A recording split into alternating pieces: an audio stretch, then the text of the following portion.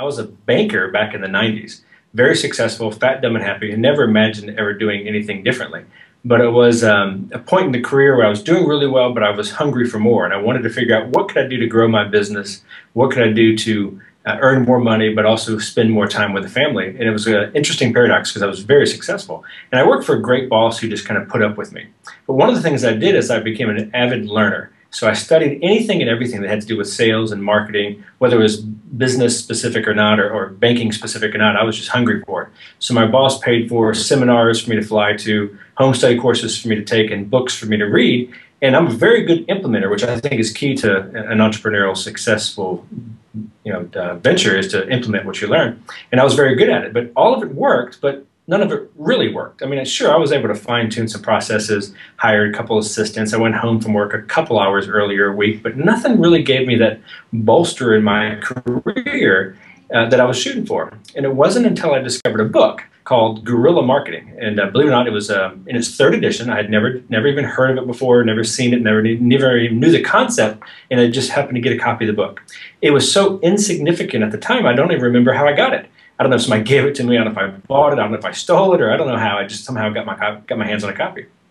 And I really resonated with the book. I realized, hey, that I was successful because I was a guerrilla and didn't know what that means. In fact, it really means I was looking for the same goals of profits and growing my business, but using unconventional methods. So I used my time, my energy, my imagination, and just my knowledge of the industry to grow my business as a banker. But I didn't realize that was called guerrilla marketing. But I became very passionate about the book and fell in love with the author. And the author encouraged me to reach out and develop a relationship with him, which was very entrepreneurial of him. And I did, and he responded on the other end. So over a couple of years of just kind of communicating, him coaching me, I ended up becoming a certified guerrilla coach just so I could learn more about guerrilla marketing. And all that I learned continued to grow my business. But one of the things he said to me, not only in the book and in subsequent conversations, was that if I wanted to grow my business, and if I wanted to charge more and negotiate less, and if I wanted to get people to call me back that would never give me the time of day, I'd have to do stuff that typical bankers don't do. I had to treat my business as if it was my own entrepreneurial enterprise, and I had to step out of the comfort zone and do things that my competition wouldn't do and my peers weren't. And one of the things he suggested was pretty cliche, but it worked. He suggested that I write a book about the topic or about my passion in the business. So I didn't realize that was a hard thing to do, so I did. And I didn't get it published. Didn't realize that was a hard thing to do either. But it was one of the worst experiences I had ever gone through. And this is short, trust me. But it really was one of the worst experiences I've ever gone through. I lost all control, and I didn't have any input in the cover. And there was a lot of things about the publishing process that just wasn't fun.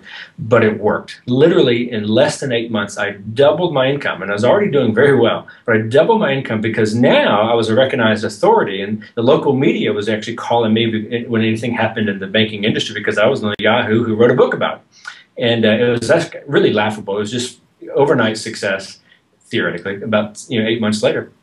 And I realized, wow, Jay was right. This book is a powerful tool to grow your business. So I became very passionate about that, all the while still learning more about guerrilla marketing and really getting excited about the books. So much so that I started to teach my clients all across the country to try to do the same thing that I did to grow their business. And at that point in my career, I was like a middleman for the banks. I offered money and products to the local mortgage people that offered money to buy or refinance a house. So I'm thinking if I could help them grow their business, they'd earn more money, I'd earn more money, we'd be all happy campers.